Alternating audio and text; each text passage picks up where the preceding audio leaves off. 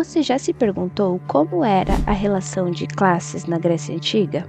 No capítulo Ricos e Pobres do livro História Ilustrada da Grécia Antiga, o historiador Nick Fisher nos leva a uma jornada pelas relações sociais das polis gregas. Para Aristóteles, um filósofo sistemático e imparcial entre os gregos, a ideia de cidade-estado se baseia na noção de cidadania, sendo cidadania o ato de participação em tomadas de decisões e desfrutar da segurança fornecida pelo Estado. É claro que haveria diferença entre os cidadãos, sendo elas as profissões ou as divisões de riqueza, como os ricos, os pobres e o forte grupo moderador, que eram as pessoas de posses médias. Porém, a maior parte dos conflitos situava-se entre os poucos ricos e os muitos pobres, analisando um padrão político evidente: oligarquia pelos ricos e democracia pelos pobres. Dessa mesma forma, pode-se analisar três pilares para esse ressentimento de classes.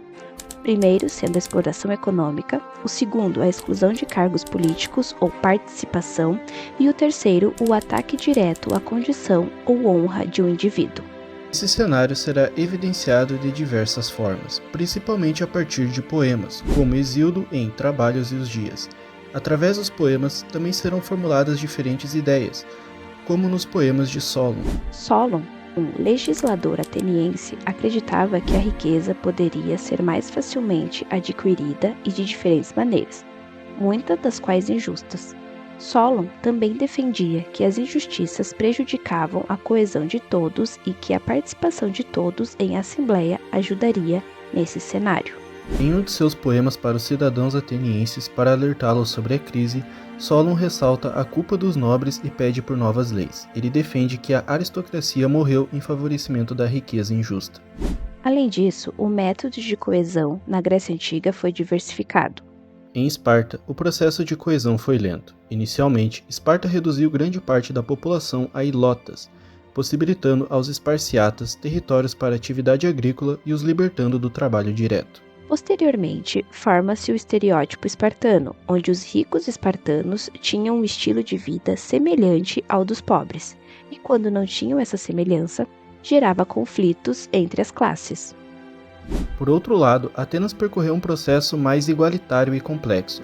Solon foi o principal responsável pela pacificação de conflitos entre os nobres tradicionais, os recém-ricos e os agricultores mais pobres.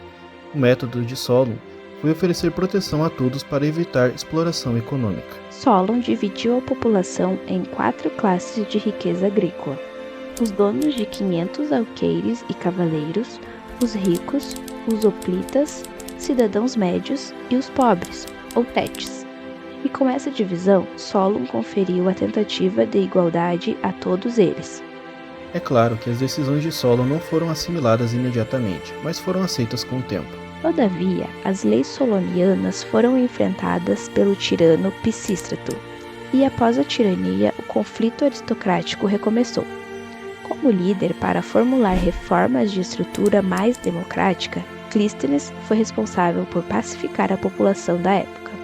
Clístenes também é conhecido por fundar a democracia ateniense e reprimir os atos de luxo em Atenas. Os ricos em Atenas, por Clístenes, não eram impedidos de alguns luxos, mas eram fortemente reprimidos ideologicamente, criando-se um sistema de liturgia, um patrocínio dos ricos em festivais e navios militares como sinais de gratidão à comunidade. Havia também os metecos, ou imigrantes, que eram segregados de formas sutis, como o pagamento de impostos baixos e só se tornavam cidadãos por votos especiais.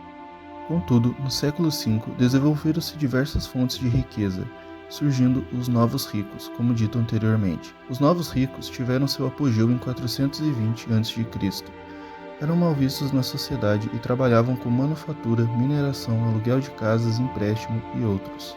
E, no século IV, as famílias tradicionais diminuíram em muito e as fontes de riqueza variadas se tornaram comuns.